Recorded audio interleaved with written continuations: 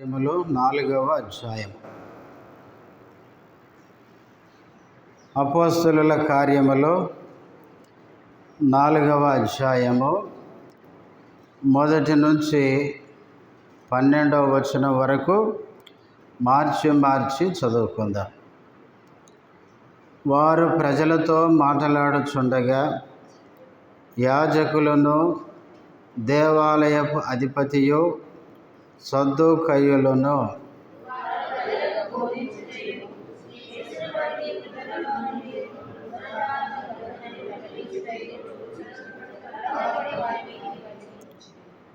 వారిని బలాత్కారముగా పట్టుకొని సాయంకాలమైనందున మరునాటి వరకు వారిని కావలిలో ఉంచిరి.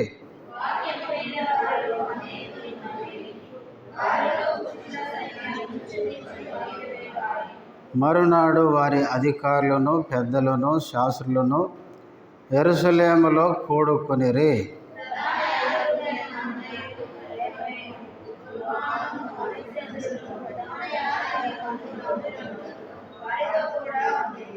వారు పేతురును, యోహానును మధ్యను నిలువబెట్టి, మీరు ఏ బలము చేత, ఏ నామమును బట్టి దీనిని చేసితిరని అడుగగా,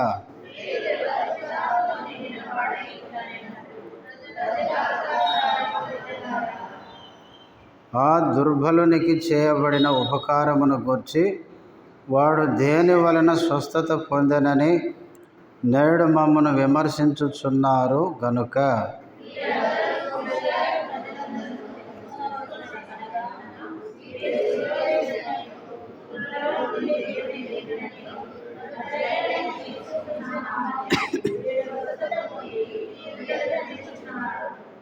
ఇల్లు కట్టువారైన మీరు తృణీకరించిన రాయి ఆయనే, ఆ రాయి మూలకు తలరాయి ఆయను.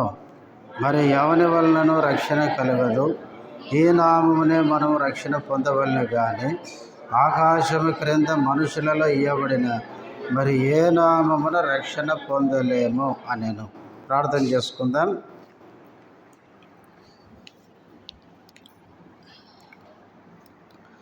పరిశుద్ధుడవైన మా తండ్రి, ప్రేమ కలిగిన గొప్ప దేవ, యేసుక్రీస్తు నామములో వందనములు, స్తోత్రాలు. ఇంతవరకు పాటల్లో మీరు చేసిన సహాయముకే స్తుతిస్తుంటున్నాం.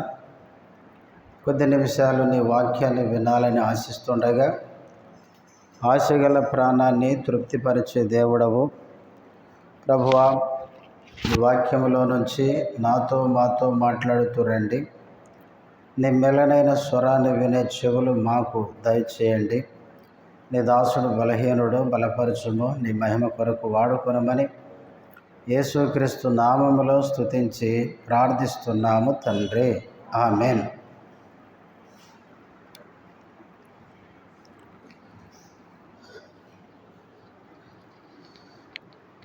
మనము అపోస్తలుల కార్యములు మనం ధ్యానిస్తున్నాం.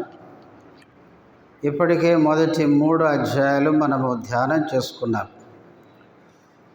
ఈరోజు 4వ అధ్యాయంలో నుంచి మనం చదువుకున్న వచనాల్లో నుంచి కొన్ని విషయాలు మనం జ్ఞాపకం చేసుకుందాం. మొదటి వచనం, వారు ప్రజలతో మాట్లాడుచుండగా యాజకులను, దేవాలయపు అధిపతియు సద్దూకయ్యులను. చాలయ్య.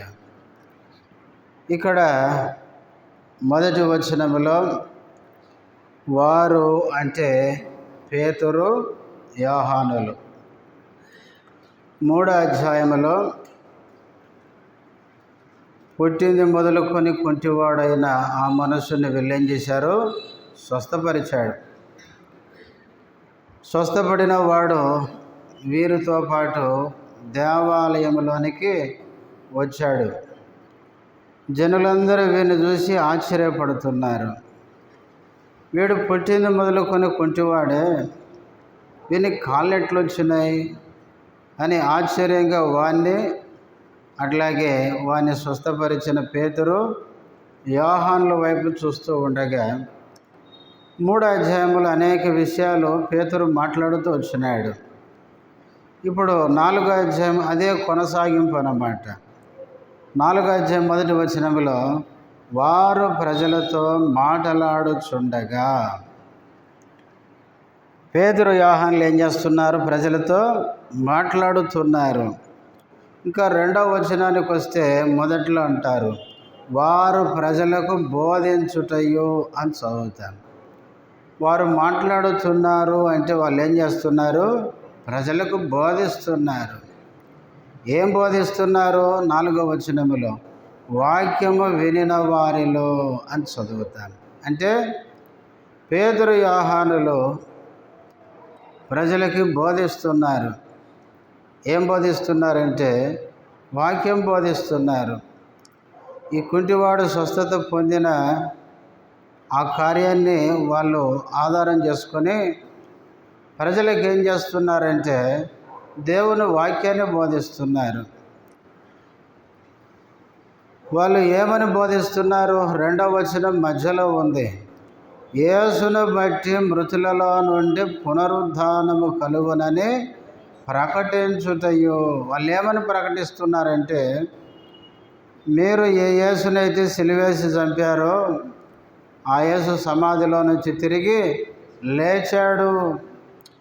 ఆ యేసును బట్టే మనకు రక్షణ. ఆ యేసును బట్టే మనకు కూడా పునరుద్ధానం ఉంది. మృతులలో నుండి మనకు పునరుద్ధానం కలుగుతుంది అని వారు ప్రజలకు ఏం చేశారు? బోధించారు. ఎప్పుడైతే వారు ఈ విధంగా యేసుక్రీస్తు శిలువ మరణ పునరుద్ధానమును గురించి వాళ్ళు బోధించారో 4వ వచనములో వాక్యము వినిన వారిలో అనేకులు నమ్మిరి. ఆది అపోస్తలులు స్వస్థతలు అద్భుతాలు చేశారు. కానీ మేము చూసిన అద్భుతాలు చూసి యేసుని నమ్మండి అని ఎక్కడ చెప్పలేదు. వాళ్ళు చేసిన అద్భుతాలు సూచనలు ఆధారం చేసుకొని వాళ్ళు వాక్యం వైపు తిప్పినారు మనుషుల్ని. కానీ ఈ రోజుల్లో ఏమైపోయిందంటే మేము చేసిన అద్భుతాలు చూసి ప్రభువుని నమ్మండి అని చెప్తున్నారు.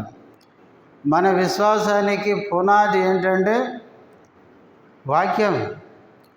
మీరు 2వ అధ్యాయం మనం ధ్యానించేటప్పుడు కూడా మనం చెప్పుకున్నాం. చూడండి 2వ అధ్యాయం అపోస్తలుల కార్యములు 2వ అధ్యాయం 41వ వచనం. కాబట్టి అతని వాక్యము అంగీకరించిన వారు బాప్తిస్మం పొందిరి. ఆ దినమందు ఇంచుమించు 3,000 మంది చేర్చబడిరి. చూడండి 2వ అధ్యాయంలో కూడా పెంతెకొస్తు పండుగ దినాన పేతురు ఆత్మచేత నింపబడి ఏం బోధించాడండి? వాక్యాన్నే బోధించాడు. ఆ వాక్యం విన్న వారిలో ఇంచుమించు అన్నాడు, ఖచ్చితమైన సంఖ్య కాదు, 3,000 మంది. అంటే ఇంకా ఎక్కువ కూడా ఉండొచ్చు. కాబట్టి ఇంచుమించు 3,000 మంది ఏం చేశారు? వారు బాప్తిసం తీసుకున్నారు, ప్రభువుని నమ్మారు, రక్షణ పొందారు. దేన్ని బట్టి? వాక్యమును బట్టి. అద్భుతాలు చేయొచ్చు, మంచిదే. స్వస్థతలు కూడా జరగచ్చు, మంచిదే. కానీ అద్భుతాలు స్వస్థతలను బట్టి ప్రభువుని నమ్మితే ఆ విశ్వాసి చివరిదాకా ప్రభువులో నిలబడి ఉండలేడు. పునాది మనకు ఏమై ఉండాలి? వాక్యమై ఉండాలి. యేసు ప్రభు కూడా అన్నాడు ఏమని? ఈయన మాటలు విని వాటి చొప్పున చేయువాడు బండ మీద తన ఇల్లు కట్టుకొనిన బుద్ధిమంతుని పోలి ఉండును. అంటే ఇల్లు అనేది క్రైస్తవ జీవితాన్ని చూపిస్తుంది. క్రైస్తవ జీవితం దేని మీద కట్టబడాలి? ఈయన మాటలు విని, మాటల మీద, యేసు ప్రభు యొక్క మాటల మీద కట్టబడాలి. ఒకవేళ స్వస్థత చూసినా ఆ స్వస్థత దేనికి దేని మీదకి తీసుకురావాలి? వాక్యం అనే పునాది మీదకి తీసుకురావాలి. బైబిల్లో యేసు ప్రభు ఎన్నో అద్భుతాలు చేశాడు. కానీ అద్భుతాలు చేసిన వాళ్ళందరూ చివరిదాకా యేసు ప్రభుని నమ్మి ఉండలేదు. మీకు కొన్ని వచనాలు చదివిస్తాను చూడండి. యోహాను సువార్త 2వ అధ్యాయం యోహాను సువార్త 2వ అధ్యాయం 23వ వచనం నుంచి చదవండి.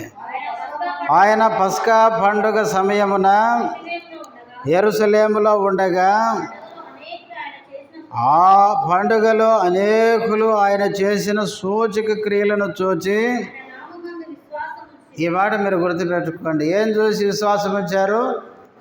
యేసు ప్రభు పస్కా పండుగలో ఆయన చేసిన సూచక క్రియలను చూసి ఎంతమంది? అనేకులు ఆయనది విశ్వాసం ఉంచారు.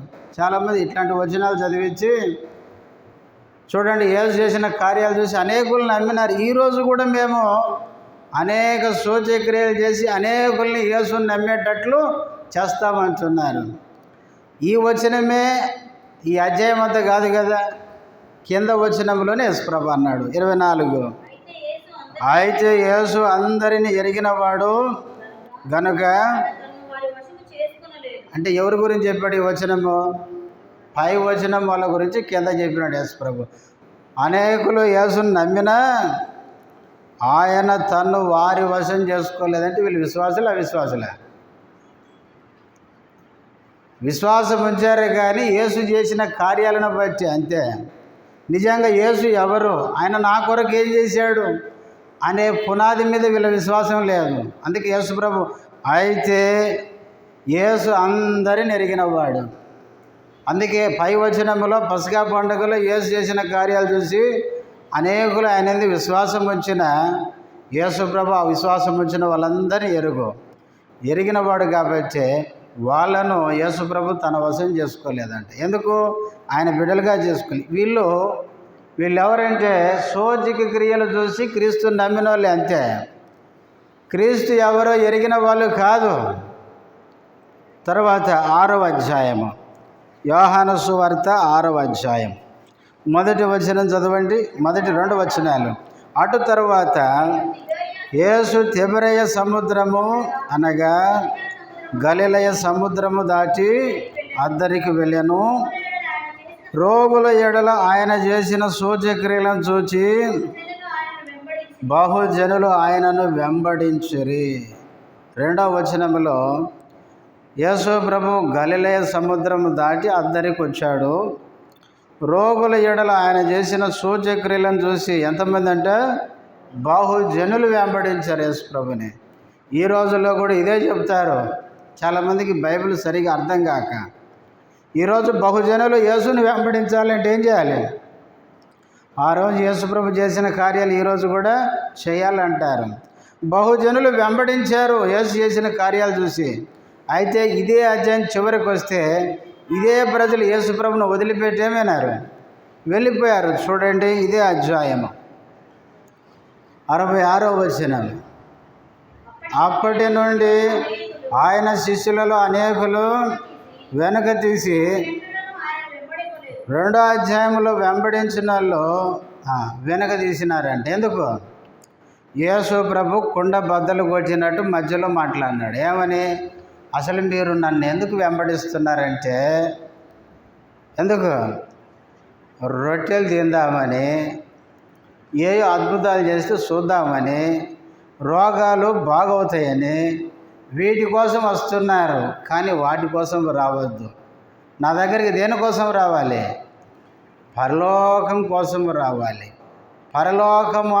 పరలోకము యొక్క మన్నా అంటే అక్కడ అంటాడు, మీ పితరులైన ఇశ్రాయేలు ప్రజలు మన్నా తిని ఏమైనారు? అరణ్యంలో రాలిపోయారు. అయితే దేవుడు పరలోకము నుంచి మన్నాను పంపించాడు. ఆ మన్నా నేనే. నన్ను భుజించండి అంటే నన్ను విశ్వసించండి, అప్పుడు మీకు నిత్యజీవము దొరుకుతుంది. అంటే వీళ్ళకి అర్థం కాలే. వీళ్ళకు రొట్టెలు ఇస్తే తినడమే తెలుసు, యేసును భుజించడం తెలియదు. అందుకనే ఆ మాటలు వాళ్ళకి కఠినంగా అనిపించి అప్పటి నుండి ఏం చేశారు? అందరూ వెనక తీయడం మొదలుపెట్టారు. ఇదే అధ్యాయం స్టార్టింగ్లో అద్భుతాలు చూసి బహుజనం వచ్చిన ఆ ప్రజలే ఈ అధ్యాయం చివరికి వచ్చేసరికి అనేకులు ఆయన వెంబడించే వాళ్ళంతా వెనక తీసినారంట. ఆ తర్వాత అంటాడు, 12 మంది శిష్యులు ఉంటే ఇంక మీరు కూడా పోదామనుకున్నారా అన్నాడు. అప్పుడు పేతురు అన్నాడు, ప్రభువా, మేము ఎవరి దగ్గరికి వెళ్ళదుము, నీవే నిత్య జీవపు మాటలు కలవాడు. బైబిల్లో చూడండి, యేసు ప్రభు భూమి మీద ఉన్న కాలంలో యేసుక్రీస్తు చేసిన అద్భుతాలన్నీ చూసి యేసుని నమ్మి వెంబడించిన వాళ్ళు చాలామంది ఉన్నారు, బహుజనం ఉన్నారు. కానీ యేసు సిలువ వేయబడి తిరిగి లేచిన తర్వాత మిగిలింది ఈ జనాలందరూ ఎటుపోయారో మరి. చివరికి ఆ మేడ గదిలో మిగిలింది ఎంతమంది? 120 మంది. చూసారా? అంటే అద్భుతాలు చూసిన వాళ్ళు, స్వస్థతలు పొందిన వాళ్ళు, యేసు కార్యాలు చూసిన వాళ్ళు అనేకులు ఏమైపోయినారంటే యేసుక్రీస్తును వదిలిపెట్టి వెళ్ళిపోయారు. కాబట్టి అద్భుతాలు చూసిన వారు, సూచక్రియలు చూసిన వాళ్ళు యేసుక్రీస్తుని నమ్మి చివరి దాకా నిలబడతారు అని చెప్పలేము. కాబట్టి విశ్వాసం అనేది దేని మీద ఆధారపడి ఉండాలంటే వాక్యం మీదనే ఆధారపడి ఉండాలి. వాక్యం ఏం చెప్తుంది? యేసు ప్రభు గురించి యోహాను సువార్త 5వ అధ్యాయంలో యేసు ప్రభు అంటాడు, ఈ వాక్యాన్ని పరిశీలించి, లేఖనములు పరిశీలించండి, అది నన్ను గురించి సాక్ష్యం ఇస్తుంది. చూడండి, యోహాను సువార్త 5వ అధ్యాయం ఎన్నో వచనం చూడండి. 5వ అధ్యాయము చివరిలో ఉంటుంది చూడండి. ఎన్నో వచనమమ్మా?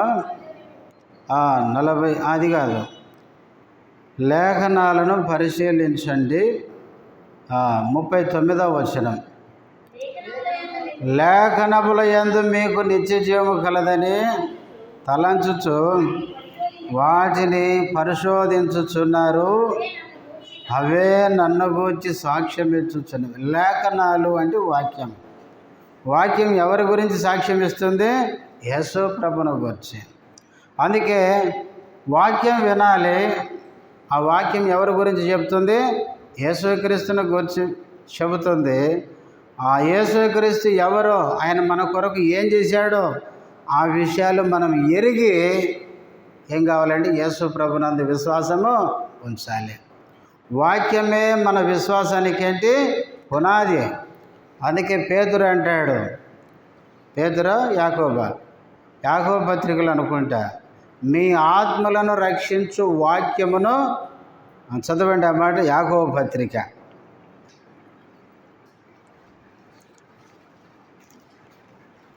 1వ అధ్యాయం.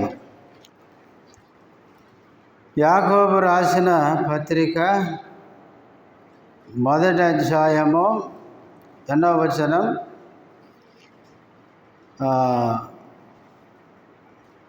21వ వచనం. అందుచేత సమస్త కల్మషమును వెర్రవీగుచున్న దుష్టత్వమును మాని లోపల నాటబడి, ఈ మాట గుర్తుపెట్టుకోండి, మన ఆత్మను రక్షించేది ఏదండి? వాక్యం. స్వస్థతలు కాదు, అద్భుతాలు కాదు. అద్భుతాలు స్వస్థతలు అనేటివి ప్రియులారా పైకి ప్రభువుని నమ్మినట్టే ఒక వ్యక్తి కనపడతాడు, కానీ అంతరంగంలో లోపల ఆత్మలో కార్యం జరిగించేది దేవుని వాక్యమే. గుర్తుపెట్టుకోండి. అందుకే ఈ దినాల్లో మాజీ క్రైస్తవులు ఎక్కువైపోయినారు. ఎందుకు మాజీ క్రైస్తవులు ఎక్కువైతున్నారంటే ఈ అద్భుతాలు నమ్మి వెనక్కిపోయిన వాళ్ళు వీళ్ళంతా. నేనైతే రోగాన్ని చూసి, రోగం తగ్గడం చూసి నేను యేసుని నమ్మలే. నాకు పునాది బైబిలే, నాకు పునాది వాక్యమే.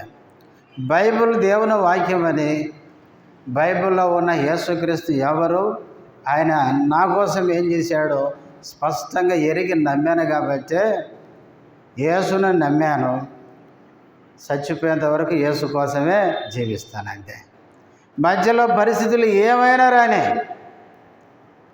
యేసుక్రీస్తే నాకు పునాది అంతే. కాబట్టి ప్రియులారా, నిజమైన విశ్వాసికి పునాది ఏంటంటే దేవుని వాక్యమే. అందుకే యాకోబు కూడా చెప్తున్నాడు, ఏమని ఉంది అక్కడ? లోపల నాటబడి మీ ఆత్మలను రక్షించుటకు శక్తిగల వాక్యమును సాత్వికముతో అంగీకరించండి. మన ఆత్మలను రక్షించేది దేవుని వాక్యం. ఈ వాక్యమే మనకు పునాది. అట్లా కాకుండా అద్భుతాలను చూసి నేను ప్రభువుని నమ్ముకున్నా, స్వస్థతలను చూసి ప్రభువుని నమ్ముకున్నా, లేక నాకు ఉద్యోగం వచ్చినందుకు యేసు ప్రభువుని నమ్మిన, పిల్లలు లేరండి పుట్టారు కాబట్టి ప్రభువుని నమ్ముకున్నా అని నమ్ముతారు చూడండి. వాళ్ళకి ఇసుక మీద పునాది ఉంది, గుర్తుపెట్టుకోండి. ఇసుక మీద పునాది ఉంటే ఒకరోజు ఏమైంది, గాలి విసిరను, తుఫాను వచ్చిందంట, గాలి విసిరిందంట, ఆ ఇంటిని కొట్టేసరికి ఏమైంది, కూలబడిందంట. కనుక ఆ ఇల్లు అంటే ఆ వ్యక్తి, ఆ విశ్వాసి శ్రమలు వచ్చినప్పుడు ప్రభు కోసం నిలబడలేడు. ఎందుకంటే ఆయన విశ్వాసం అనేది సరైనది కాదు కనుక. అందుకనే మనం ప్రభువుని నమ్మేది దేనికోసమో, ఆయన ఎవరో సరిగ్గా వాక్యము ద్వారా ఎరగాలి. ఎరగకుండా మనం ప్రభువుని నమ్మకూడదు. ప్రభువును నమ్మినాము అంటే ప్రభు ఎవరో ఎరగాలి. ఆయన మన కోసం ఏం చేశాడో కరెక్ట్గా మనం ఎరిగి ప్రభువుని నమ్మితే నీకు ఎలాంటి పరిస్థితులు వచ్చినా ప్రభువుని విడిచిపెట్టవు. పౌలు అంటాడు, నేను నమ్మిన వానిని నేను ఎరుగుదును గనక నేను సిగ్గుపరచబడను అంటాడు. తిమోతికి పౌలు రాస్తూ చెరలో ఉండి సువార్త నిమిత్తం చెరలో వేయబడి ఆయనకు ఉత్తరం రాస్తా అంటాడు, తిమోతి, నేను ప్రభు కోసం చెరలో ఉండి శ్రమల గుండా వెళ్తున్నందుకు నేనేం సిగ్గుపడను, ఎందుకంటే నా ప్రభు ఎవరో నాకు నేను ఎరుగుదును అంటాడు. కాబట్టి మన ప్రభు ఎవరో మనం ఎరిగి ప్రభువుని నమ్మాలి. ఆది అపోస్తలులు ప్రకటించింది, అద్భుతాలు స్వస్థతలు చేశారు వాళ్ళు, కానీ వాళ్ళు స్వస్థతలను చూసి ప్రభువుని నమ్మండి అనలేదు. 3వ అధ్యాయంలో కుంటివాణ్ణి స్వస్థపరిచిన ఆ జనాలందరూ వచ్చి పేతురు యోహానుల వైపు చూస్తున్నప్పుడు వాళ్ళు ప్రకటించింది యేసు ప్రభునే. మీరు యేసుక్రీస్తుని సిలువేశారు, దేవుడు ఆయన్ని మృతులలో నుంచి లేపాడు, ఆ యేసుక్రీస్తుని నమ్మండి అని ప్రకటించారు. ప్రకటిస్తే ఎంతమంది అంటే 4వ వచనంలో వాక్యం వినిన వారిలో అనేకులు నమ్మిరు. ఆ అనేకులు అనేది మీరు గుర్తుపెట్టుకోవాలి. కింద తర్వాత ఏమని రాయబడిందంటే వారిలో పురుషుల సంఖ్య అని ఉంది. ఇంచుమించు 5,000. ఈ 5,000 కాదు ఇక్కడ సంఖ్య, పురుషుల సంఖ్య ఇది. వాస్తవంగా సువార్త విని రక్షణ పొందేది పురుషులు ఎక్కువ, స్త్రీలు ఎక్కువ.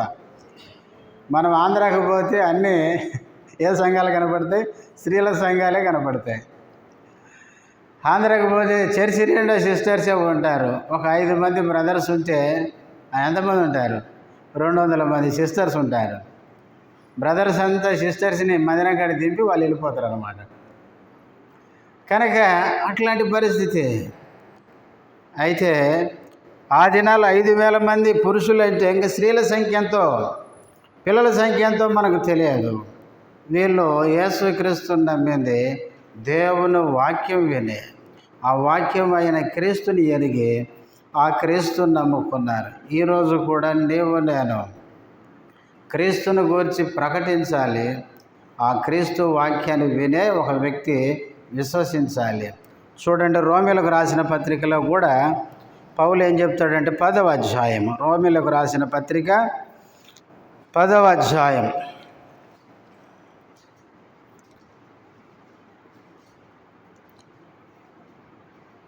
14వ వచనం నుంచి, వారు విశ్వసింపని వానికి ఎట్లు ప్రార్థన చేయుదురు, వినని వానిని ఎట్లు విశ్వసించుదురు, ప్రకటించువాడు లేకుండా వారెట్లు విందురు, ప్రకటించువారు పంపబడని ఎడల ఎట్లు ప్రకటించెదరు, ఇందు విషయమై ఉత్తమమైన వాటిని గూర్చిన సువార్త ప్రకటించువారు పాదములెంతో సుందరములైనవి. చాలమ్మ. ఇక్కడ పౌలు ఏమంటున్నాడంటే ప్రార్థన చేయాలంటే ఏముండాలి, విశ్వాసం ఉండాలి. విశ్వాసం ఉండాలంటే వినాలి. వినాలంటే ప్రకటించేవారు పంపబడాలి. ప్రకటించేవారు వెళ్ళి ప్రకటిస్తేనే విని విశ్వసిస్తారు. ఏం విని విశ్వసిస్తారు? 17వ వచనం, కాగా వినుట వలన విశ్వాసం కలుగును. ఏం వినాలి? వినుట క్రీస్తును గూర్చిన మాట వలన కలుగును. అంటే యేసుక్రీస్తును గురించి వింటేనే మనకు విశ్వాసం. ఇంకా వేరే దాని వలన విశ్వాసం కలిగింది అంటే అది సరి అయిన విశ్వాసం కాదు. అందుకే బైబిల్లో విశ్వాసాల్లో కూడా రకాలు ఉన్నాయి, గుర్తుపెట్టుకోండి. రక్షించని విశ్వాసం కూడా ఉంది. విన్నారు ఎప్పుడన్నా ఈ మాట? రక్షించని విశ్వాసం. చూడండి, యాకోబు రాసిన పత్రిక 2వ అధ్యాయం. అట్టి విశ్వాసం అతనిని రక్షించునా అంటాడు. అంటే ఆ విశ్వాసం రక్షించదు అని. 8వ వచనం చూడండి, 14వ వచనం. నా సహోదరులారా, క్రియలు లేనప్పుడు ఎవడైనను తనకు విశ్వాసము కలదని చెప్పిన యెడల ఏమి ప్రయోజనము? అట్టి విశ్వాసము అంటే క్రియలు లేని విశ్వాసం ఒక వ్యక్తిని రక్షించదు. అంటే రక్షించని విశ్వాసం కూడా ఉంది. అందుకనే మనం విశ్వసించాను అనగానే మనం గుర్తిగా ఇది రక్షణ పొందాడని చెప్పలేము. రక్షించబడితే వ్యక్తిలో మార్పు వస్తుంది, ఆయన చేసే పనుల్లో మార్పు వస్తుంది, క్రియలు కనపడతాయి. మన విశ్వాసానికి రుజువు క్రియలే. క్రియల ద్వారా మన విశ్వాసాన్ని వ్యక్తం చేస్తాం. విశ్వాసం చూపించండి, ఎట్లా చూపిస్తాం చెప్పండి? నాకు కడుపు నొప్పి అండి అంటే ఎట్లుంటుంది చూపి అంటే ఎట్లా చూపిస్తారు? నీ మీద చాలా ప్రేమ ఉందండి అంటే ఏది నీ ప్రేమ చూపి అంటే ఎట్లా చూపిస్తారు? ప్రేమ మన చేతల్లో చూపిస్తాం. ఒక క్రియ చేయడం ద్వారా మనం ప్రేమను చూపిస్తాం. యేసుప్రభు కూడా ఏం చేశాడు? మన కోసం ప్రాణం పెట్టి, ఈ ప్రాణం పెట్టుటలో ఏముంది? ప్రేమ ఉందని రుజువు చేసినాడు. కాబట్టి అట్లాగే విశ్వాసం అనేది హృదయంలో ఉండేది. నీ విశ్వాసం చూపి అంటే ఎట్లా చూపిస్తారు? ఆ హృదయంలో ఉండే విశ్వాసం మన క్రియలో చూపించాలి. కనుకనే ఆ క్రియలు ఈయనక లేకపోతే నేను యేసుని నమ్మాను, నాకు కూడా విశ్వాసం ఉంది అంటే అది రక్షించని విశ్వాసం. కాబట్టి ప్రియులారా, అపోస్తలుడైన పేతురు యేసు క్రీస్తును గురించి ప్రకటించాడు. ఆయన చనిపోయి తిరిగి లేచాడు, ఆయన వల్లనే మనకు రక్షణ పునరుద్ధానం కలుగుతుంది అని వాక్యం ప్రకటించగా ఇంచుమించు పురుషులు 5,000 మంది ప్రభువుని నమ్మి రక్షించబడ్డారు. ఇంకా స్త్రీలు ఎంతమందో పిల్లలు ఎంతమందో మనకు తెలియదు. ఇప్పుడు 5వ వచనం, అపోస్తలుల కార్యములు 4వ అధ్యాయం 5వ వచనం. ఒకసారి 3వ వచనం చదవండి. 3వ వచనం. వారిని బలాత్కారముగా పట్టుకొని సాయంకాలమైనందున మరునాటి వరకు వారిని కావలిలో ఉంచిరి. ఇప్పుడు మొదట మనం ఏం చెప్పుకున్నాం? పేతురు యేసు ప్రభువును గురించిన వాక్యం ప్రకటించాడు. ఇంచుమించు పురుషులు 5,000 మంది ప్రభువును నమ్ముకున్నారు. అనేకులు నమ్మినారు, పురుషుల సంఖ్య అది. అయితే 3వ వచనానికి వచ్చేసరికి యాజకులు, దేవాలయపు అధిపతి, సద్దూకయ్యులు వీళ్ళు బోధించడం చూసినారు.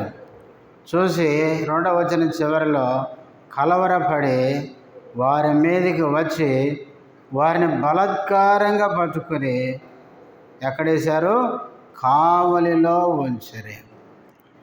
పేతురు యోహానులను పట్టుకున్నారు. దేనికోసం పట్టుకున్నారు చెప్పండి? యేసు క్రీస్తును గురించి ప్రకటించినందుకు. వారిని పట్టుకొని కావలిలో ఉంచారంటే జైల్లో వేశారన్నమాట. చూడండి, వాళ్ళు చేసిన తప్పేంటి చెప్పండి? యేసు ప్రభువుని గురించి ప్రకటించడం. ప్రకటిస్తే మనుషులు ఏమవుతున్నారండి? ప్రభువుని నమ్మి వాళ్ళ పాప జీవితాన్ని విడిచిపెట్టి మారుతున్నారు. ఇది మంచి పనే చెడ్డ పనే? చెప్పండి, మంచి పని చెడ్డ పనే? ఒక దొంగోడు మంచోడు కావడం మంచి పనే, లేక దొంగోడుగా ఉండడం మంచిదే?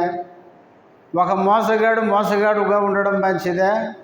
ప్రభువు నమ్మి మోసాన్ని విడిచిపెట్టి మంచోడిగా మారడం మంచిదే? కానీ చూడండి, అక్కడ అధికారులు, పెద్దలు, సద్దూకాయలు వాళ్ళు ఏం చేశారంటే పేతురు యోహానులు మంచి పని చేస్తే పాపములో ఉన్న వ్యక్తులకు ప్రభువును పరిచయం చేసి ప్రకటించి వారిని ప్రభువులోనికి నడిపించి వాళ్ళలో మార్పు తీసుకొని వస్తే ఆ పని చేసినందుకు వీళ్ళిద్దరిని పట్టుకొని బలాత్కారంగా వాళ్ళను చెరసాల్లో ఉంచారు.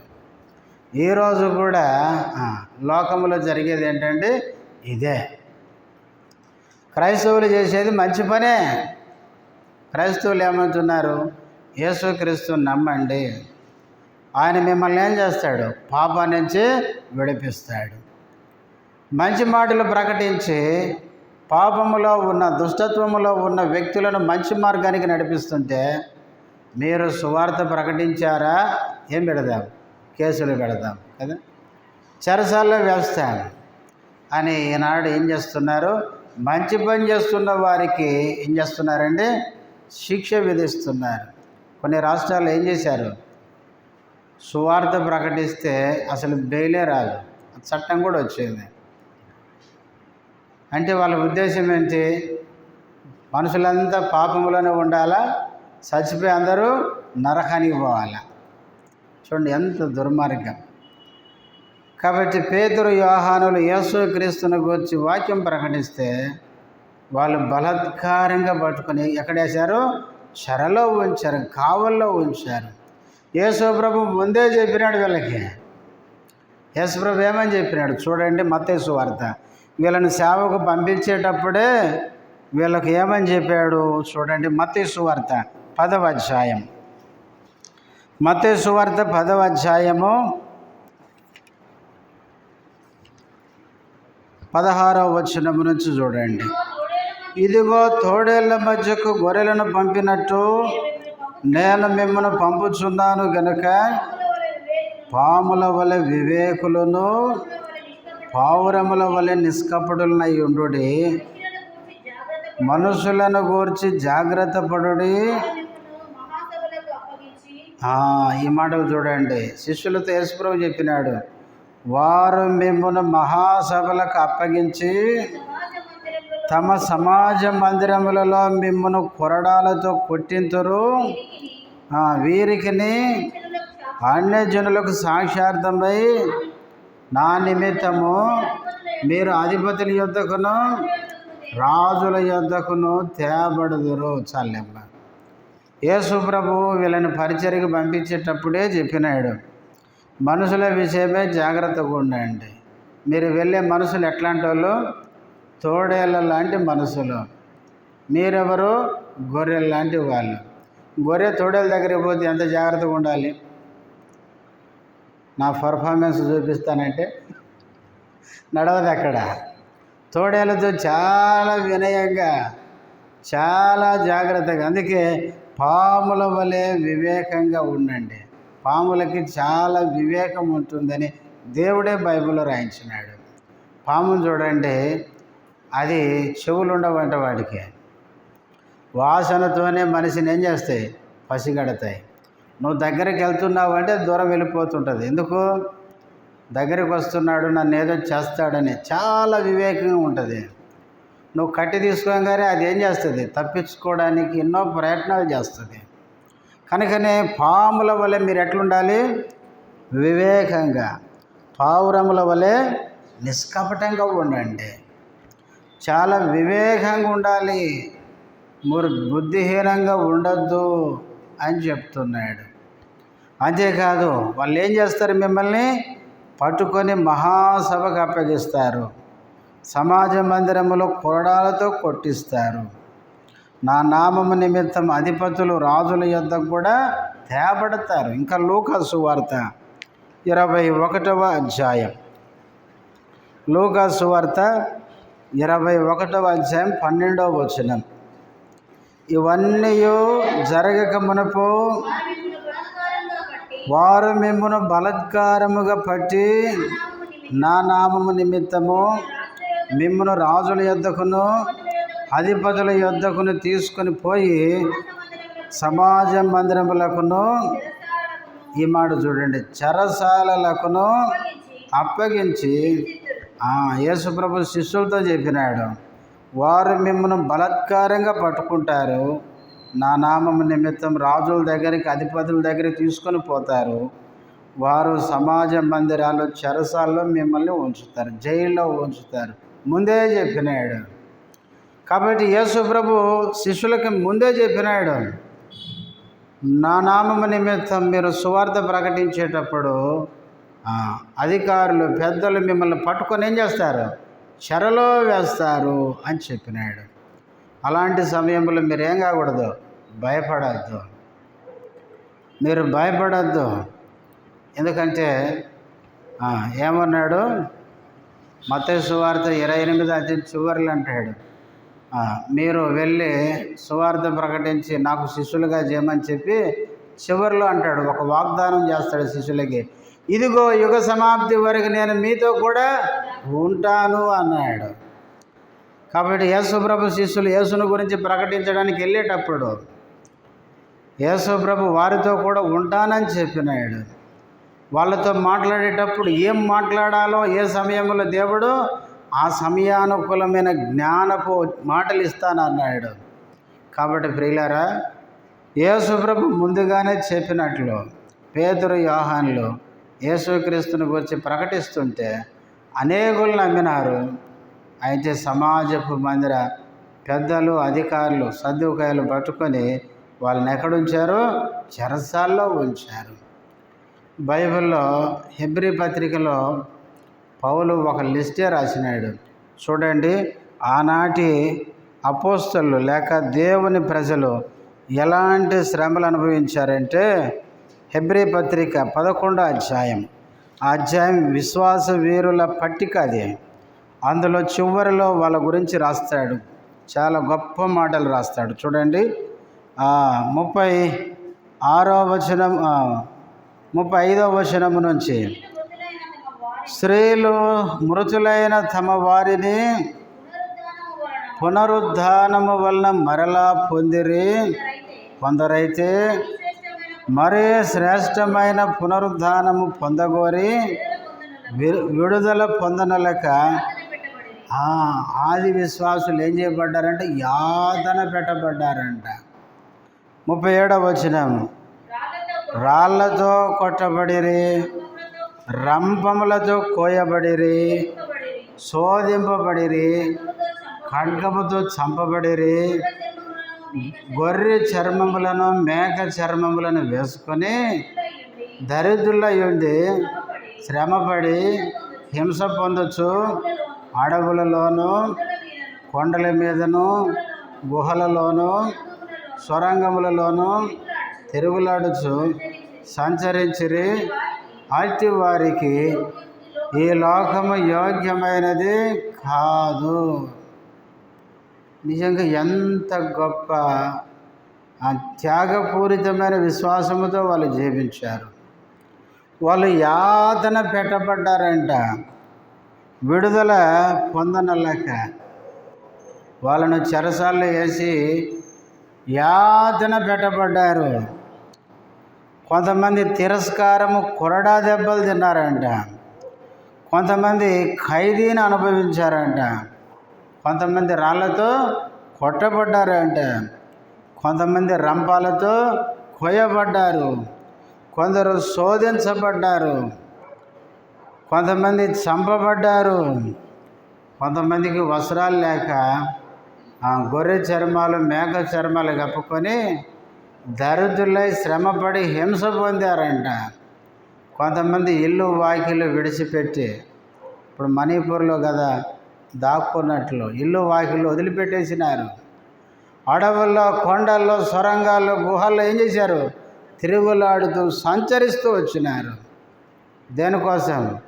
ప్రభువు నమ్మిన కారణము చేత, ప్రభు కొరకు జీవించినందుకు, ప్రభు గురించి వాళ్ళు ప్రకటించినందుకు ఇలాంటి భయంకరమైన శ్రమల గుండా వాళ్ళు వెళ్ళారు. అయినప్పటికీ వాళ్ళ తీర్మానం ఏంటో చివర్లో చెప్పినాడు, అట్టివారికి ఈ లోకం ఎట్లా కనపడుతుంది? యోగ్యంగా కనపడడం లేదంట. ఎందుకంటే ఇక్కడ బ్రతికేది కొంతకాలమే. బ్రతికితే 60 ఏళ్ళు 70 ఏళ్ళు, ఇంకా దేవుడు ఆశిస్తే 100 ఏళ్ళు బ్రతుకుతామేమో. అయితే చనిపోయిన తర్వాత శాశ్వతము ఉండే ఆలోకం కోసం వాళ్ళు ఇన్ని శ్రమలు పెట్టబడడానికి ఇష్టపడ్డారు. కాబట్టి ఆది సంఘము ఎన్నో శ్రమల గుండా వెళ్ళింది. క్రైస్తవులకి శ్రమలు కొత్తవి కాదు, గుర్తుపెట్టుకోండి. ఈ రోజుల్లో వచ్చే శ్రమలు చాలా చాలా తక్కువ. ఆది సంఘము ఆదిలో ఎన్నో శ్రమల గుండా వచ్చింది సంఘము.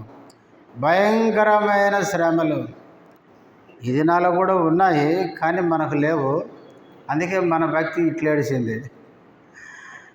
కొన్ని రాష్ట్రాల్లోనైతే ఇందాకనే ఒక సహోదరుడు నాకు మెసేజ్ పెట్టినాడు. ఒరిస్సాలో మన విశ్వాసులే సువార్తకి వెళ్ళారు. 3 సహోదరులని వాళ్ళని జైల్లో పెట్టినారు. ఈరోజే బెయిల్ వచ్చిందంట. 6 గంటలకు బయటకు వచ్చినారు. ప్రార్థన చేయండి అని పెట్టినారు. కాబట్టి వేరే వేరే రాష్ట్రాల్లో ఎంతోమంది దేవుని సేవకులు దేవుని సువార్త ప్రకటిస్తూ వాళ్ళు ఎన్నో హింసలకి గురవుతున్నారు. మన సువార్త చేసినందుకు వాళ్ళని ఏం చేశారు? వాళ్ళని మా దేవుణ్ణి దూషించారని కేసు పెట్టారంట. వీళ్ళేమో అట్లా దూషించలేదు, అట్లా పెట్టినారు అంతే. కాబట్టి అలాంటి హింసలు ఈ రోజుల్లోనే కాదు, ఎప్పటి నుంచో ఉంది. అయినను ప్రభు కోసం దేవుని ప్రజలు నిలబడుతున్నారు, ప్రభు కోసం జీవిస్తున్నారు. కాబట్టి ప్రియులారా, ఆనాడు పేతురు యోహానులు క్రీస్తు గురించి ప్రకటించినందుకు చెరసాలలో వేశారు. సాయంకాలమైనందున చెరలో ఉంచారంట, కావల్లో ఉంచారు. మనకు తెలుసు కదా, 3వ అధ్యాయం 1వ వచనంలో వాళ్ళు ప్రార్థనా కాలం ఎన్ని గంటలకి? 3 గంటలకి ఎక్కి వెళ్ళారు. తర్వాత ఈ కుంటోని బాగు చేసినారు. తర్వాత మందిరంలోకి పోయినారు. అనేకులు వాళ్ళ చుట్టూ చేరినారు. అరే వీడేంది స్వస్థత పొందాడని వాళ్ళతో మాట్లాడుతుండగా ఏమైంది? సాయంకాలం అయిపోయింది. సాయంకాలం కాగానే పేతురు యోహానులు పట్టుకొని ఏం చేశారు? చెరసాలలో పెట్టేసినారు. చెరసాలలో పెట్టేస్తే ఇప్పుడు 5వ వచనం చదవండి. మరునాడు వారి అధికారులను పెద్దలను శాస్త్రులను యెరూషలేములో కూడుకొనిరి. అధికారులు పెద్దలు శాస్త్రులు మరునాడు యెరూషలేములో కూడుకున్నారు. ఎవరెవరు? 6వ వచనం.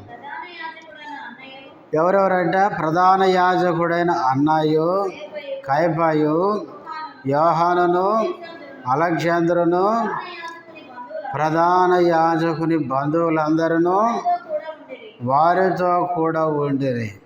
చూడండి, అన్న, కయప వీళ్ళెవరండి? అన్నకు కయప మేనమామ అవుతాడు. యోహాను సువార్త 18 అధ్యాయాలు చదువుతాం. చూడండి, యోహాను సువార్త 18వ అధ్యాయం.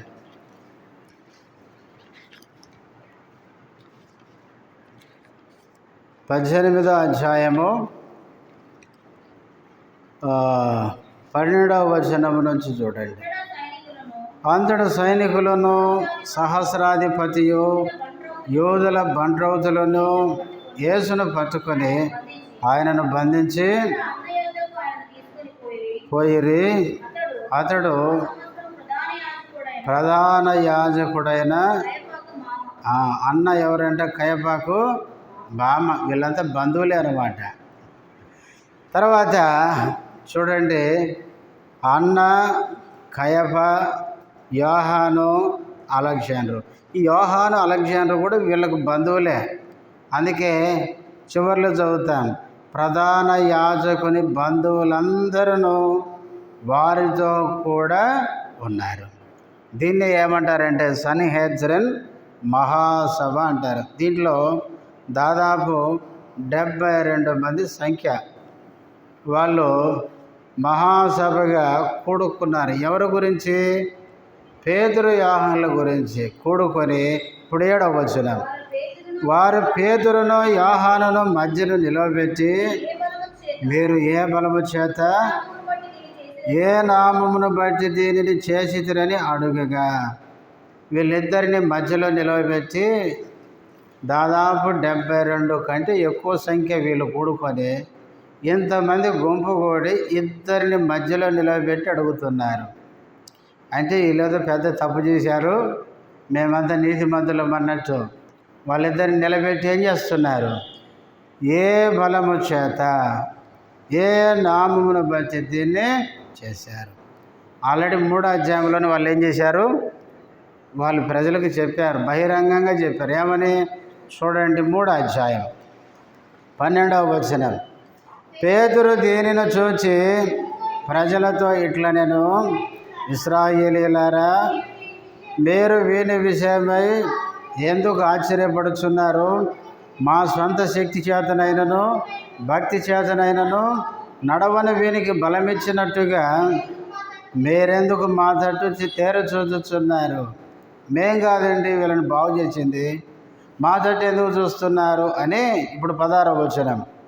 ఆయన నామమందలి విశ్వాసం మూలముగా, ఆయన నామమే మీరు చూచి ఎరిగి ఉన్న వీనిని బలపరిచెను. ఆయన వలన కలిగిన విశ్వాసమే మీ అందరి ఎదుట వీనిని ఈ పూర్ణ స్వస్థత కలుగు చేసెను. ఏ నామము? యేసుక్రీస్తు నామం. యేసుక్రీస్తే వీరిని స్వస్థపరిచాడు అని 3వ అధ్యాయంలోనే వీళ్ళు చెప్పినారు. అయితే 4వ అధ్యాయంలో మళ్ళా పట్టుకొని ఏమడుగుతున్నారు? ఏ బలము చేత, ఏ నామమును బట్టి. అంటే అర్థం ఏంటంటే, మీరు ఏదైనా చేయాలంటే మా పర్మిషన్ ఉండాలని. అర్థం కాలే? మా పర్మిషన్ లేకుండా మీరు ఏం చేయకూడదు. ఎందుకంటే దేవాలయపు అధికారులు ఎవరు? మేమే. కాబట్టి మా పర్మిషన్ తీసుకొని మీరు ఏదన్నా చేయాలి. మందిరం ముందున్నోనే కుంటోనిగా పడినాక ఎందుకు బాగా చేశారు మీరు? మరి వీళ్ళు చేయొచ్చు కదా. ఆ మందిరానికి అధిపతులు, నాయకులు 62, 32 వీళ్ళంతా 22 ఎన్ని రెండులో మరి అవన్నీ పెట్టుకొని కూర్చొని ఇప్పుడు తీర్పు తీరుస్తారు. మరి శాతనైతే మీరు చేయొచ్చు కదా అవన్నీ. చూడండి ఎంత విచారం. వీళ్ళేమో గుడి ముందు కూర్చొని అడుక్కోవడానికి ఏం మేలు చేయలేదు. పాపం వీళ్ళు ప్రార్థనకు వచ్చి వాడిని బాగు చేస్తే, బాగు చేసిన తర్వాత బాగుపడి మందిరంలోకి వచ్చారా సంతోషిద్దాం అనుకోక, ఇప్పుడు వీళ్ళు ఏం చేస్తారు? ఏ బలం చేత చేశారు? ఏ నామమును బట్టి చేశారు? చూడండి. యోహాన్ దగ్గరికి కూడా వచ్చి బాప్తిసం ఇస్తుంటే మందిరం దగ్గర నుంచి పంపించారంట. ఎవరు? అధికారులు, పెద్దలు. మీరు ఏ అధికారంతో బాప్తిసం ఇస్తున్నారు అంటే ఆయన చెప్పినాడు ఏమని? నేను ఎవరిని? నేను ఒక శబ్దాన్ని, దేవుడు నన్ను పంపించాడు, నేను ఈ పని చేస్తున్నా, ఆయనకు ఒక ఆయన వస్తున్నాడని చెప్పినాడు. ఆయన గొప్పవాడు, ఆయన చెప్పుల వారి విప్పుటకు నేను పాత్రుని కానని చెప్పినాడు. కనుక వీళ్ళు నిలవబెట్టి అడుగుతున్నారు, ఏ అధికారముతో ఈ పని మీరు చేశారు అని అడిగితే, ఇప్పుడు పేతురు చూడండి 8వ వచనం. పేతురు పరిశుద్ధాత్మతో నిండిన వాడై, ఎంత గొప్ప మాట ఇది. ఒకప్పుడు ఇదే పేతురు ఎవరండి? పిరికోడు. ఒక చిన్న పిల్ల అడిగిందంట, నేను చూస్తుంటే అదిగో పట్టుకుపోయినారే ఆ యేసు శిష్యుల్లో ఒక్కలాగా అనిపిస్తుందంటే గదగద వణికిపోయినాడు. అసలు నేనెవరో, ఆయన ఎవరో, అసలు మాకేం తెలియదు అని సాకులు చెప్పినవాడు. పిల్లరా, పెంతెకోస్తుకు ముందు పేతురు పిరికొనలాగా ఉన్నాడు, కానీ ఆత్మచేత నింపబడిన తర్వాత పేతురు ఎట్లయిపోయినాడు? ధైర్యవంతుడైపోయినాడు. వాళ్ళు 72 మంది ప్లస్ ఇంకెంతమంది కూర్చున్నారు, వాళ్ళందరూ కూర్చుంటే ఆత్మచేత నింపబడి ఎంత ధైర్యంగా మాట్లాడుతున్నాడంటే చూడండి 9వ వచనంలో, ప్రజల అధికారులారా, పెద్దలారా, ఆ దుర్బలునికి చేయబడిన ఉపకారమును గురించి వాడు దేని వలన స్వస్థత పొందినని నేడు మమ్మల్ని విమర్శించుచున్నారు. కనుక మీరందరూ, ఇశ్రాయేలు ప్రజలందరూ తెలుసుకొనవలసినది ఏమనగా, సిలువేసింది ఎవరండి? ఎంత ధైర్యం ఉండాలి ఈ మాట చెప్పాలంటే. సిలువేసింది మీరే అంటున్నాడు కదా. ఎంత ధైర్యంగా చెప్తున్నాడు పేతురు. ఇంతమంది ఉన్నారా, మమ్మల్ని ఏమైనా చేస్తారేమని భయం లేదు వాళ్ళకి. పేతురు ధైర్యముతో ఆత్మచేత నింపబడి ఏమంటున్నాడంటే, మీరందరూ తెలుసుకోవాలి. ఏం తెలుసుకోవాలంటే, మీరు సిలువ వేసినట్టు, సిలువేసింది మీరే, యేసుప్రభుని.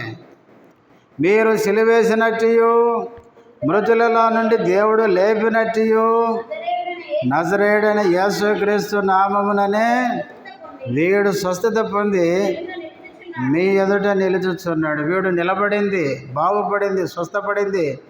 ఎట్లా స్వస్థపడ్డాడంటే, ఏ యేసును మీరు తృణీకరించి సిలివేశారో ఆ యేసే వీడిని స్వస్థపరిచాడు. మీరు ఆయన సిలివేశారు, కానీ దేవుడు ఆయన ఏం చేశాడు? తిరిగి లేపాడు. మృతులలోంచి లేచాడు యేసు ప్రభు. మేము ప్రకటించే యేసు చనిపోయి తిరిగి లేచినవాడండి. ఆ లేచిన ప్రభు ఇప్పుడు కూడా ఉన్నాడు. ఆయన ఈయన స్వస్థపరిచినాడు. కాబట్టి పేతురు ఎంత ధైర్యం ఉంటే ఈ మాటలు చెప్తాడు. ధైర్యంగా చెప్పినాడు. ఇంకా ఏమన్నాడు? 11వ వచనం,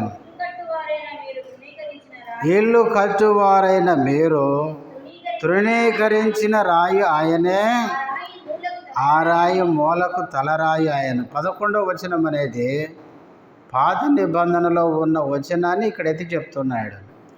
పాత నిబంధనలో ఇల్లు కట్టువారైన మీరు, ఇల్లు కట్టేది ఎవరు? యూదులే. యోధులు ఇల్లు కట్టువారు. ఇల్లు కట్టువారైన మీరు రాయి అయిన క్రీస్తుని ఏం చేశారు? తృణీకరించారు. ఇది పాత నిబంధన యొక్క ప్రవచనం అన్నమాట. ఎందుకంటే యోధులకి పాత నిబంధన బాగా తెలుసు. అందుకనే పాత నిబంధనలో ఉన్న విషయాన్ని ఆయన ఎత్తి చెప్తున్నాడు. చూడండి, 118వ కీర్తన 22వ వచనం. 118వ కీర్తన 22. ఇల్లు కట్టువారు తృణీకరించిన రాయి మూలకు తలరాయి ఆయను. చాలేవా? ఇల్లు కట్టువారు అంటే యూదులు, ఇశ్రాయేలు ప్రజలు.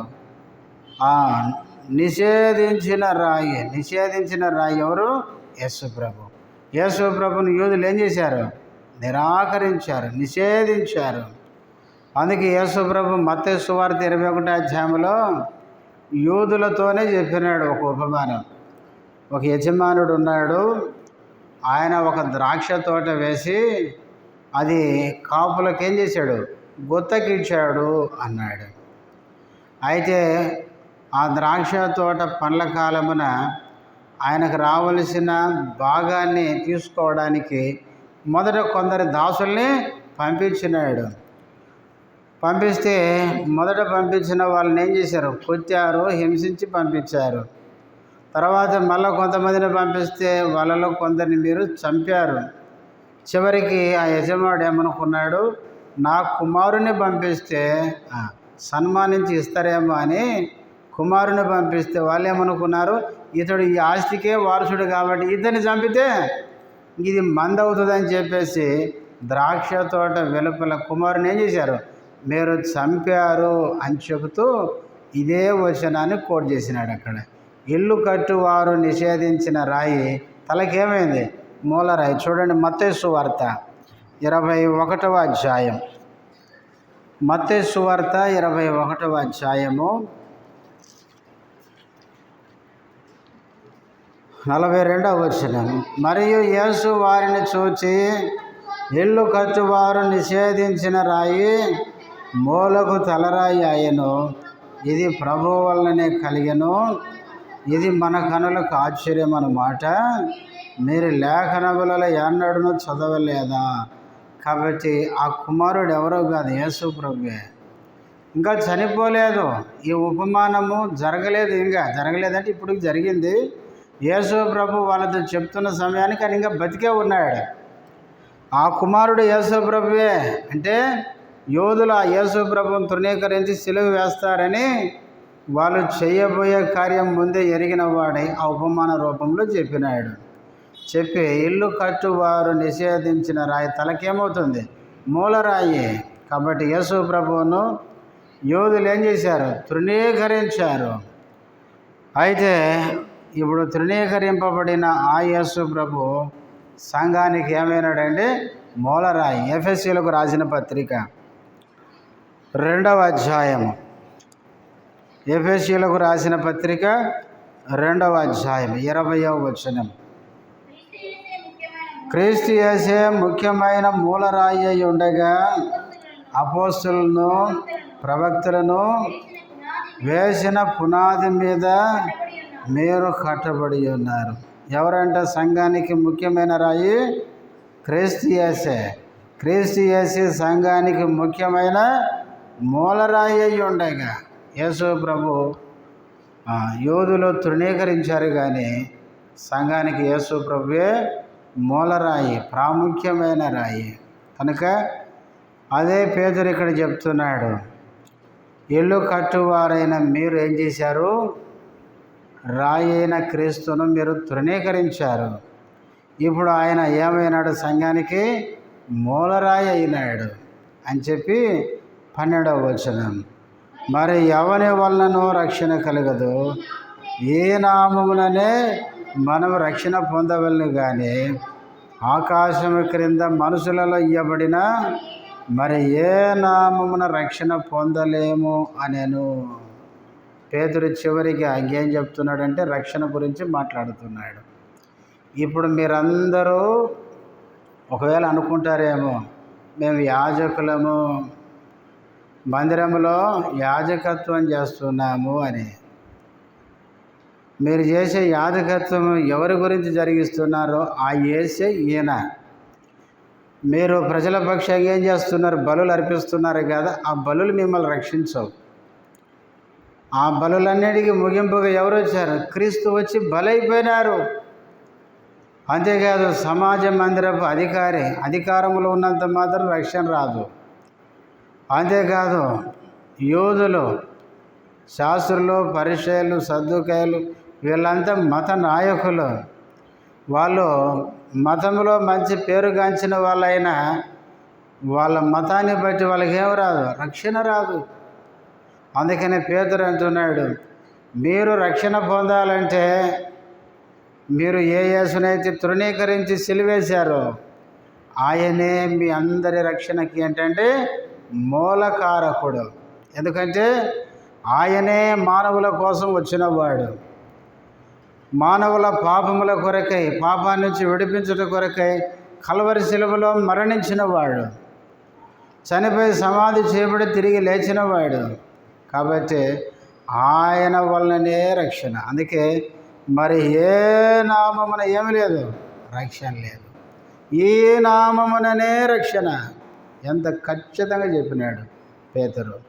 మత్తయి సువార్త 1:21 కూడా యోసేపుకు గాబ్రియేలు దూత చెప్తాడు, ఆమె ఏమవుతుంది? కుమారుని కంటుంది. తన ప్రజలను వారి పాపముల నుండి ఆయనే అంటే ఇంకా వేరే లేరని, ఆయనే రక్షించును గనక ఆయనకి యేసుని పేరు. ఎందుకు యేసుక్రీస్తే రక్షకుడు అంటే ఈ లోకములో మానవుణ్ణి పాపాన్ని నుంచి రక్షించేవారు ఇంకొకరు లేరు. అసలు ఇంకొకరు ఉంటే రావాల్సిన పని లేదు యేసు ప్రభు.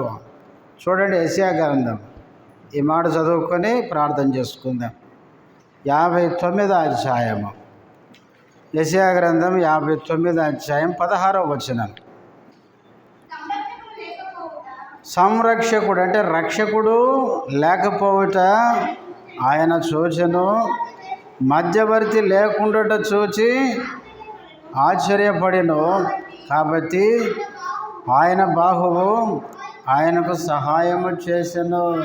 చాలే. సంరక్షకుడు రక్షకుడు లేకపోవడం దేవుడు చూశాడంట. యెషయా గ్రంథం 59వ అధ్యాయం మనం చదివితే మనుషులు పాపములో ఉన్నారు, రక్షణ కొరకు ఏం చేస్తున్నారు? ఎదురు చూస్తున్నారు. కానీ దేవుడు మానవుల్ని చూస్తే పాపములో ఉన్నారు. అయితే పాపములో ఉన్న ఈ మానవుని రక్షించేవాడు ఎవరైనా ఉన్నారా అని దేవుడు చూస్తే రక్షకుడు లేకపోవడం దేవుడు చూశాడంట. సంరక్షకుడు లేడు, రక్షించేవాళ్ళు లేడు, దేవుణ్ణి మానవుణ్ణి కలిపే మధ్యవర్తి లేడు. అట్లా లేకపోవడం చూసి ఆయన ఆశ్చర్యపడ్డాడంట. అందుకనే ప్రియులారా, మానవులను రక్షించేవారు ఎవరు లేరు. కాబట్టి మానవులను రక్షించడానికి దేవుడయ్యుండి యేసు ప్రభు మానవుడికి లోకానికి వచ్చినాడు. వచ్చి 33.5 సంవత్సరాలు జీవించినాడు.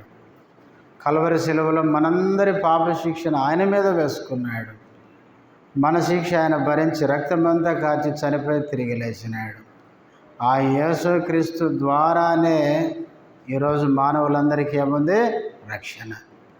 అంతకు మించి రక్షణ పొందడానికి వేరే మార్గాలు ఎత్తుక్కుంటే మాత్రం కొంతమంది అంటారు, ఏమని? అన్ని మార్గాలు అడిగే పోతాయిలేండి. ఏమంటారు? ఈ కాలువలన్నీ ఆడ చేరుతాయి, సముద్రం లేకపోతాయి కదా.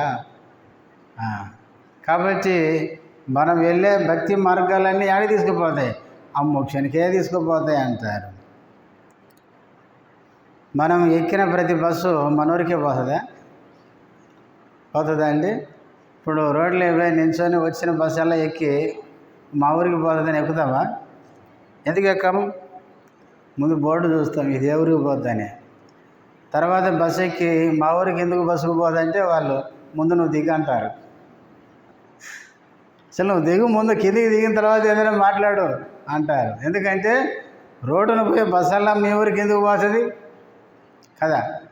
అందుకనే గుర్తుపెట్టుకోండి,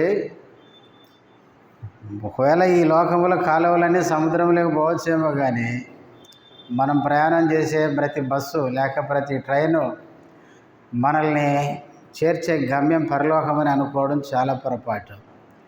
మనం వెళ్ళాల్సిన బస్సు ఎక్కితేనే, వెళ్ళాల్సిన ట్రైన్ ఎక్కితేనే మనం వెళ్ళాల్సిన చోటికి వెళ్తాం. లేకపోతే ఏమైంది? తర్వాత గమ్యం, తర్వాత మనం ఏ గమ్యం చేరుకుంటామో తర్వాత ఇబ్బంది పడాల్సి వస్తుంది. చాలామంది అంటుంటారు, ఏమని? అరే, పరలోకం ఎవరు చూసినారు, నరకం ఎవరు చూసినారు, నువ్వు చూసి వచ్చినవా అంటారు కదా. ఎవరు చూసి వచ్చారు చెప్పడానికి? నువ్వు చూసి వచ్చినవా, మరి నువ్వేడ చెప్తావు అంటారు. కాబట్టి సచ్చినప్పుడు చూద్దాంలే అంటారు కదా. కొంతమంది ఏమంటారంటే చచ్చిపోయిన తర్వాత చూద్దామంటారు.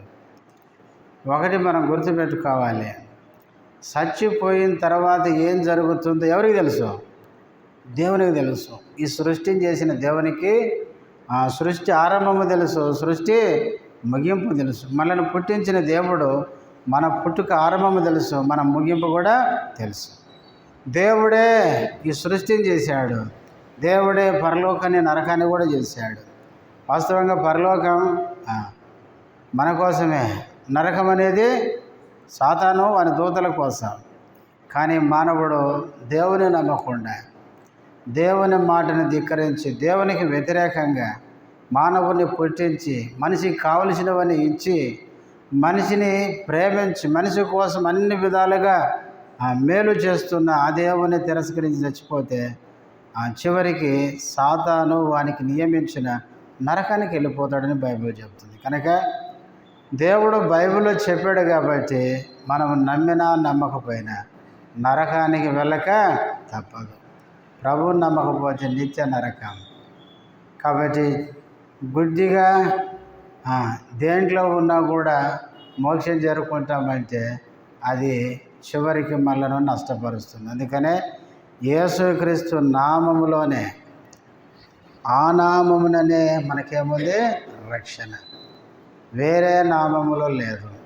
ఆ నామము అంటే కూడా బైబిల్లో నేను చెప్పాను, యేసు పేరులోని కాదు. యేసు పేరు కలిగిన వాళ్ళు చాలామంది ఉన్నారు. అర్థమైందండి? యేసు పేరు కలిగిన వాళ్ళు చాలామంది ఉన్నారు. బైబిల్లోనే యేసు అని పేరు కలిగిన వాళ్ళు ఉన్నారు. ఆ పేరు నమ్మినట్లయితే పరలోకం పోతామని కాదు. ఆ పేరు కలిగిన వ్యక్తి ఎవరై ఉండాలి? నిన్ను ప్రేమించిన వాడై ఉండాలి, నీ కొరకు సిలువలో ప్రాణం పెట్టిన వాడై ఉండాలి, ఆయన మరణించి సమాధిలో నుంచి తిరిగి లేచిన వాడై ఉండాలి. ఆ యేసు మాత్రమే నిన్ను రక్షిస్తాడు. మొన్న నేను చెప్పాను, యేసు కానీ మరొక యేసు ఉన్నాడని. ఆ వచనం చదవండి, ముగించుకుందాం. గలతీయులకు రాసిన పత్రిక, కొరింథీయులకు రాసిన 2వ పత్రిక 11వ అధ్యాయం 4వ వచనం. ఏలయనగా వచ్చిన వాడెవడైనను మేము ప్రకటింపని మరి ఒక యేసును ప్రకటించినను, లేక మీరు పొందని మరి యొక్క ఆత్మను మీరు పొందినను మీరు అంగీకరింపని మరి ఒక సువార్త మీరు అంగీకరించినను మీరు వానిని గూర్చి సహించుట యుక్తమే. మేము ప్రకటింపని మరి ఒక యేసు. గుర్తుపెట్టుకోండి, సిలువలో మరణించని యేసు కూడా ఉన్నాడు. గుర్తుపెట్టుకోండి, మోసపోకండి. చివరి దినాల్లో మోసగాళ్ళు వచ్చి మన కొరకు సిలువలో చనిపోని యేసును చూపిస్తారు. మనము మోసపోవద్దు. మన యేసు ఎవరంటే, అందుకే అపోస్తలులు ఏమన్నారు తెలుసా? మేము సిలువ వేయబడిన యేసునే ప్రకటించుతున్నాం. మళ్ళీ రక్షించే ఎవరంటే, మన కొరకు సిలువలో చనిపోయినవాడు, సమాధి చేయబడినవాడు, తిరిగి లేచినవాడు. ఆ యేసు నామములో మనకేముంది? రక్షణ. కాబట్టి ఆ మాటలు పేతురు ఎంతో ధైర్యంగా ప్రకటించాడు. ఈరోజు ఆ మాటలు మనం విని ఆ ప్రభువుని నమ్ముకొని రక్షణ పొందితే మనం ఈ లోకంలో కొంతకాలం జీవిస్తాం. తర్వాత ఈ లోకాన్ని విడిచిపెడితే పరలోక రాజ్యంలో ప్రవేశిస్తాం. మోకరించండి, ప్రార్థన చేసుకుందాం.